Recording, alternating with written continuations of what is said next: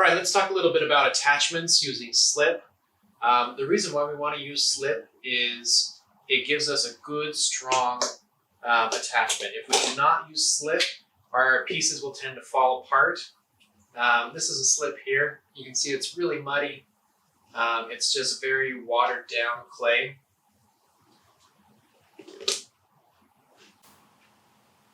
So if we take our clay pieces and we try and stick them together, most of the time they'll stay for just a little while because of the water in the clay.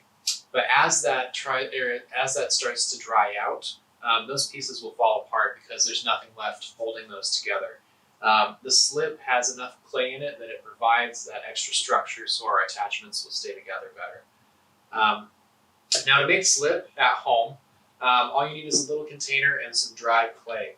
So this is some bone-dried clay that I've collected and about 1 inch of water in a little yogurt container. All I'm going to do is just drop those pieces in.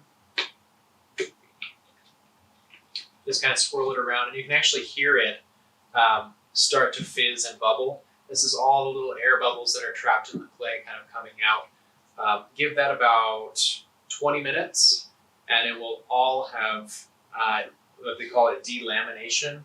And all those little particles of clay will have dissolved, and you'll have some good slip. Just pour off the top water, and you should be good to go. Okay, so going back to our pinch bowl, this is the example pinch bowl that we did in a previous video. I'm going to show you how to attach a foot onto it. So if you remember, the foot is the bottom support of the pot. So I'm going to go ahead and flip that upside down. I have another piece of leather hard clay that I'm going to be cutting up. To do this, I'm just going to use my wood knife to cut these up. So I'm just going to make some good little flat feet.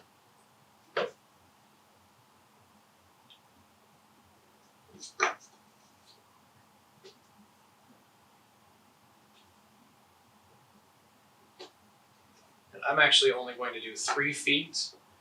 If you do decide to attach feet like this, it's a good idea to do an odd number, just because it sits up more like a tripod and it won't wobble around as much. If you do 4 feet, it's a little bit more difficult to get it to stay stable. Okay, so there's my feet, fast and easy. I'm just going to attach them like this.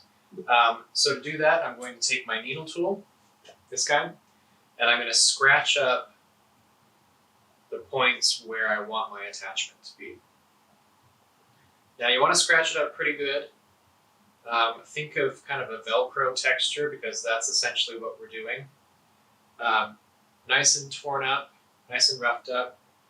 I'm going to go ahead and do the spot where I want my attachment to go as well.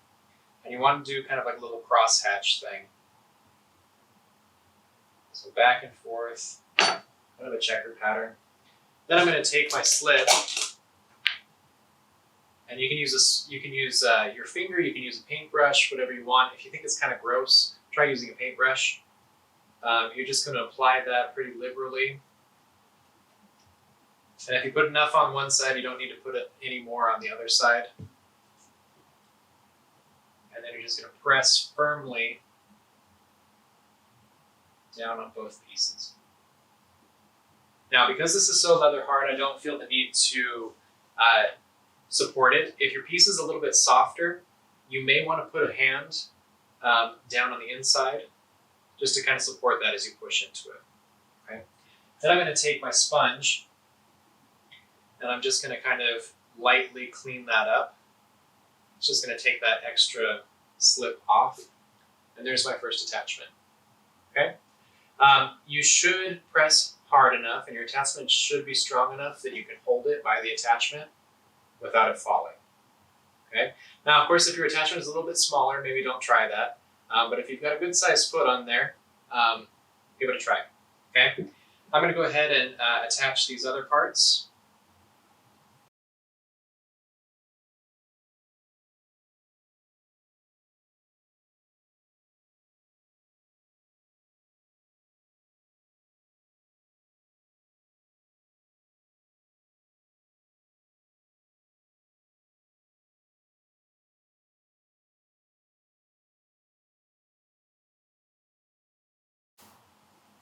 There we have it. There's the 3 attachments. Nothing fancy. It's kind of a quick example, but you can see it's nice and stable. It's not going to go anywhere. My attachments are strong. You can hold it by the attachments. Oh, now it came off. There's a good example. You need to really press it on there well. There we go. That's a bit better. All right, there it is. There's attachments.